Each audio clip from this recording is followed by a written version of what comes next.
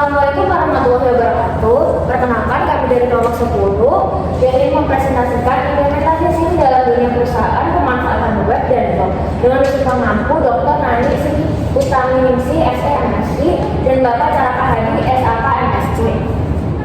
Sebelumnya, perkenalkan, saya Isam Kartila Ayu dengan NIM akhir 248. Saya Fania Eva Emilia dengan NIM akhir 246. Saya Reka Hirunisa dengan NIM akhir 307. Saya Naila Al-Nazara dengan NIM akhir 303. Jadi yang pertama yaitu definisi web dan blog. Di sini web dijelaskan sebagai jenis situs web atau platform online yang berisi rangkaian postingan atau artikel yang diperbarui secara terbatas, biasanya ditulis dengan gaya formal. Nah, web ini biasanya bersifat statis dan juga hierarkis, di mana informasinya itu mengacu pada penyajian informasi saja. Nah, di sini blog itu merupakan kumpulan halaman yang disampaikan di server web dan dapat diakses setelah pengguna melalui internet menggunakan browser. Nah, kalau web blog sendiri ini bersifat lebih dinamis dan juga lebih fleksibel dan fokus pada penyajiannya itu pada opini dan juga pengalaman. Nah, selanjutnya ini tujuan dan fungsi web itu sendiri. Di sini membahas tujuan terlebih dahulu. Tujuan dari web yaitu merujuk pada kumpulan halaman dengan tujuan dan tema tertentu seperti situs e-commerce, situs portofolio, jejaring sosial, atau situs berita. Lalu untuk blog sendiri itu merupakan jenis website yang tertentu yang biasanya dirancang untuk menerbitkan artikel atau postingan reguler. Nah, untuk fungsi utama blog dan web itu berbagi informasi, bisa meliputi dengan berita, opini, tutorial, panduan tata cara kerja, pengalaman pribadi. Nah, web ini sendiri dan juga blog itu berfungsi untuk dapat berkolaborasi dan juga bergerak di bidang pendidikan, hiburan untuk membangun komunitas. Nah, selanjutnya ada perbedaan dari web dan blog. Yang pertama dari segi kontennya, kalau di web itu bersifat lebih formal, sedangkan kalau di blog itu bersifat lebih santai atau informal. Nah, untuk strukturnya sendiri juga di web itu lebih statis dan juga berisi diatur dalam halaman dan subhalaman yang relatif konsisten dari waktu ke waktu. Sedangkan kalau blog itu selain lebih dinamis, dia juga postingan barunya ditambahkan secara teratur dan ditampilkan di halaman depan bagian urutan. Lalu untuk desainnya di web itu memprioritaskan kegunaan dan juga fungsionalitas, sedangkan untuk di blog itu desainnya lebih personal dan kreatif yang mencerminkan seperti gaya dan minat blogger itu sendiri. Lalu untuk frekuensi pembaruannya di web itu biasanya lebih jarang dibandingkan di blog karena diperbarui jika ada perubahan besar pada konten atau desainnya. Nah, kalau di blog itu sendiri biasanya pembaruannya secara berkala dengan postingan baru yang diterbitkan setiap hari, mingguan atau bulanan. Contohnya sendiri itu seperti kalau di web itu kayak web Apple, Microsoft, terus situs dari pemerintah Indonesia, terus situs universitas juga yang dirancang secara formal dan berisi informasi-informasi. Lalu untuk yang blog sendiri itu contohnya itu ya seperti blog teknologi, blog seperti kuliner dan sebagainya macamnya, tergantung blogger itu sendiri ingin fokus terhadap topik apa. Selanjutnya kita ada jenis web, di mana yang pertama adalah web informasi, di mana web yang menjadikan informasi seperti berita, ensiklopedia dan sumber daya. Ini contohnya ada Wikipedia, situs berita itu seperti CNN atau BBC dan National Geographic. Lalu yang kedua ada web perusahaan yang dimana digunakan untuk promosi perusahaan itu sendiri dan juga membangun relasi dengan pelanggan. Contohnya ada Pertamina, Indofood, Apple. Lalu yang ketiga ada web e-commerce. Web e-commerce ini untuk sebagai web sebagai sarana transaksi jual beli. Contohnya ada Shopee, Tokopedia dan juga Amazon. Lalu yang keempat ada web pribadi.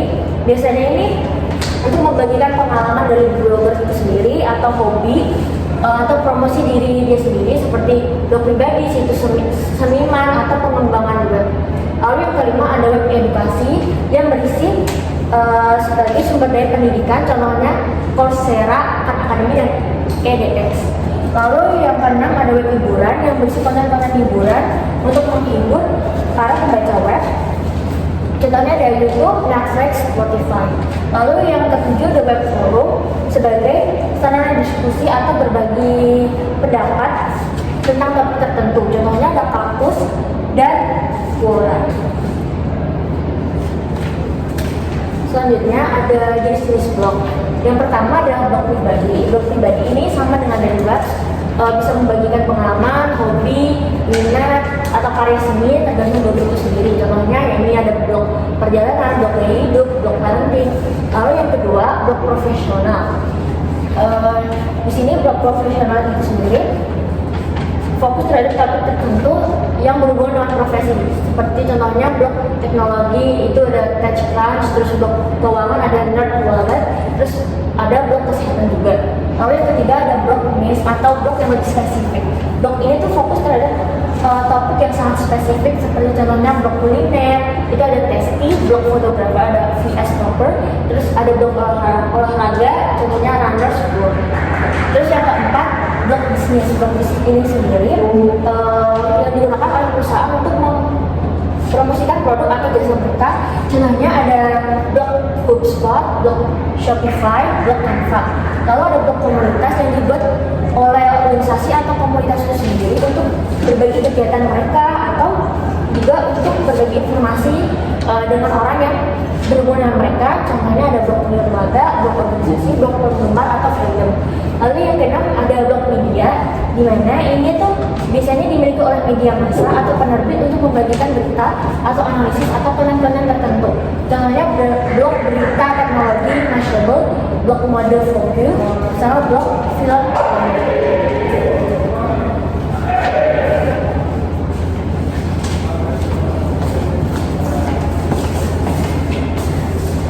Baik, selanjutnya yaitu peran web dalam sistem informasi manajemen.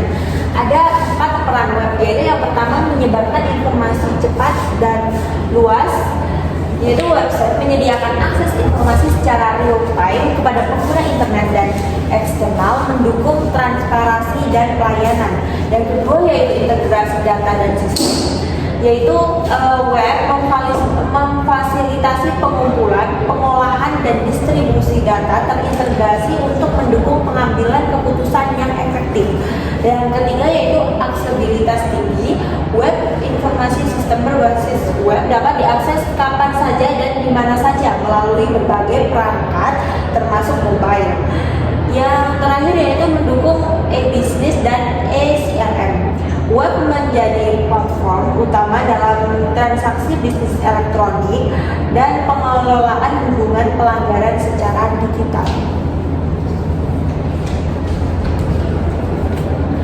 Selanjutnya yaitu peran blog dalam sistem informasi manajemen. Yang pertama, media komunikasi internal dan eksternal.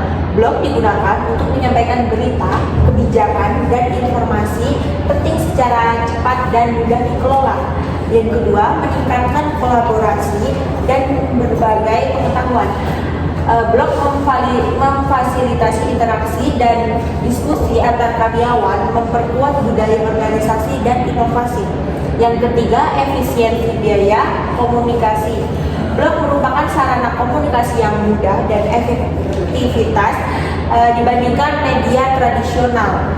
Yang terakhir yaitu mendukung transparansi dan keterlibatan, menyediakan platform dialog dua arah antara manajemen dan karyawan atau pelanggan. Selanjutnya yaitu tantangan dan hambatan penggunaan web dan blog dalam sistem informasi manajemen. Yang pertama yaitu integrasi teknologi baru dengan sistem lama. Nah, biasanya itu blog dan web itu harus beradaptasi terlebih dahulu dengan sistem yang lama, karena sistem yang lama tersebut sering menghadapi masalah kompatibilitas dan standarisasi. Kadang sistem lama sulit diintegrasikan dengan teknologi baru. Yang kedua yaitu isu keamanan dan privasi data. Penggunaan web dan blog meningkatkan risiko keamanan, ancaman serangan cyber, dan pencurian data. Informasi menjadi tantangan utama yang harus diatasi dan dengan teknologi informasi yang memadai. Yang ketiga yaitu resistensi pengguna dan perubahan budaya organisasi. Pengguna SIM harus beradaptasi dengan cara kerja baru dengan menggunakan web dan blog. Ini seringkali menimbulkan resistensi dan kesulitan perubahan budaya organisasi. Kadang organisasi itu terbiasa dengan kegiatan atau kerja manual yang masih tradisional. Dan yang keempat yaitu kebutuhan bisnis yang beragam dan fleksibilitas sistem. Jadi setiap organisasi memiliki kebutuhan yang berbeda sehingga sistem disesuaikan dengan kebutuhan. Harus memastikan fleksibilitas dan skalabilitas sistem. Jadi setiap bisnis itu berbeda-beda ya. Kadang ada bisnis yang memerlukan web dan blog dalam sistem mencari pelanggan, terus pengorganisasian pelanggan, daya tarik dan daya minat pelanggan dan sebagainya. Yang kelima yaitu manajemen biaya dan investasi teknologi. Pengembangan dan pemeliharaan sistem memerlukan investasi yang cukup besar, termasuk perangkat keras, perangkat lunak, sumber daya manusia, dan pelatihan tenaga kerja.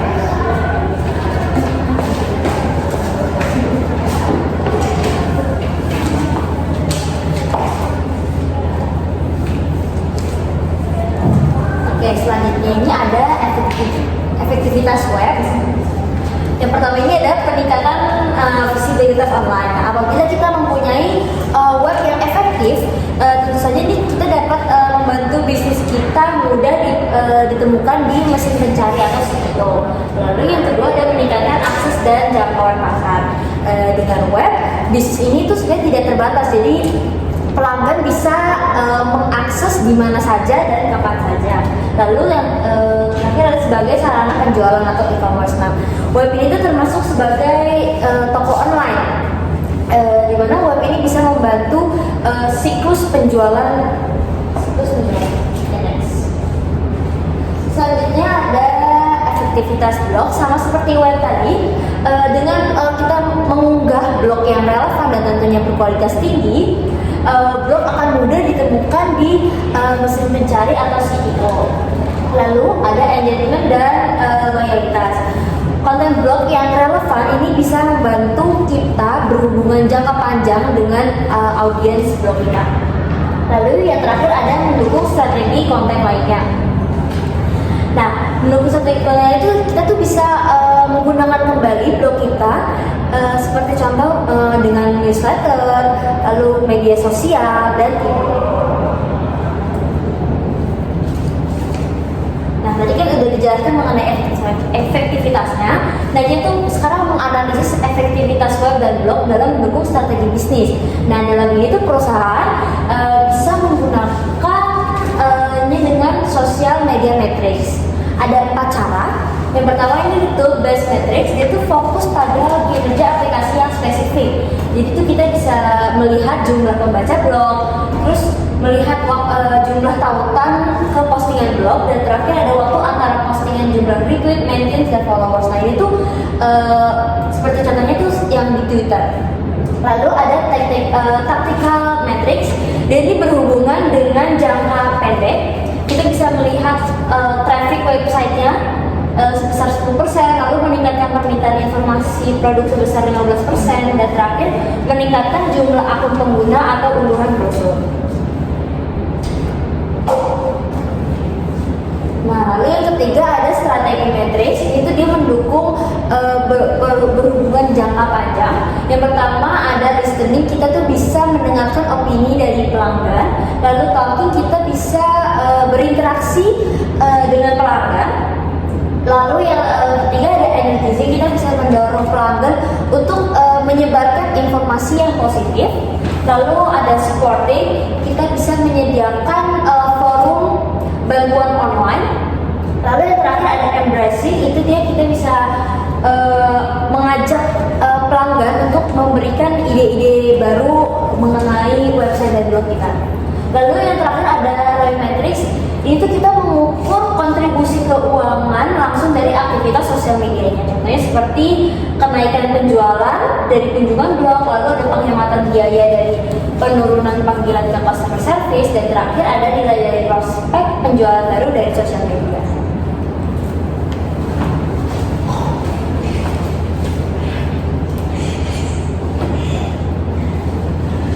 Baik, materi yang selanjutnya ada mendesain dan mengelola blog sebagai komunikasi bisnis. Yang pertama ada peran blog dalam komunikasi bisnis modern. Yang pertama, blog sebagai alat pemasaran. Jadi blog dapat menjadi alat pemasaran yang efektif untuk bisnis karena di sana blog itu menyediakan platform untuk berbagi konten yang relevan dengan suatu produk atau layanan yang ditawarkan oleh suatu perusahaan. Dengan konten yang berkualitas dan relevan ini, maka bisnis dapat menarik perhatian audiens dan dapat membangun kesadaran merek serta meningkatkan trafik ke situs web mereka. Yang kedua adalah sebagai sarana edukasi pasar. Dengan cara menulis artikel yang di pembaca dan topik-topik yang berkaitan dengan industri bisnis. Lalu yang terakhir ada web sebagai perantara untuk terhubung dengan pelanggan. Jadi dalam web ini bisa dimanfaatkan dengan kolom komentar sebagai sarana untuk melakukan interaksi atau berbagi konten di sosial media. Oke, yang selanjutnya ada prinsip desain blog yang efektif. Jadi yang pertama ada tampilan yang sederhana dan dapat diakses dengan mudah. Dengan tampilan yang sederhana ini, blog harus mudah dibaca dan dioperasikan baik di dalam desktop maupun menggunakan mobile. Lalu yang kedua ada visual yang atraktif. Jadi penggunaan gambar atau video maupun grafis dalam suatu blog itu harus menarik bagi audiens dan sesuai dengan konten yang digunakan. Yang ketiga ada warna dan tipografi yang konsisten. Jadi dalam suatu blog, warna dan font yang digunakan itu harus konsisten untuk mencerminkan identitas suatu brand. Dan yang terakhir ada fleksibel. Jadi desain yang digunakan itu harus bisa menyesuaikan diri dengan berbagai perangkat yang tersedia.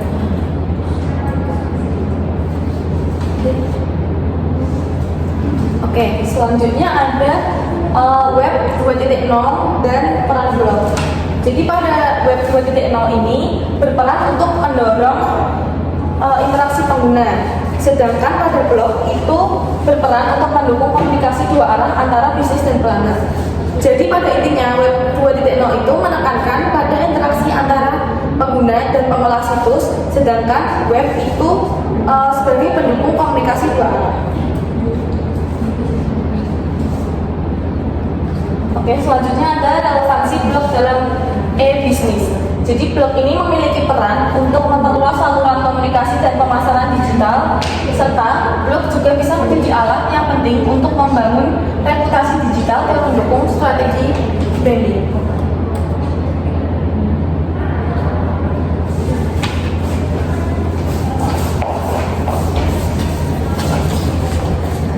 Sekian diskusi dari kelompok kami. Kami membuka pertanyaan 3 penanya tercepat di kolom komentar. Jangan lupa komen. Terima kasih. Wassalamualaikum warahmatullahi wabarakatuh.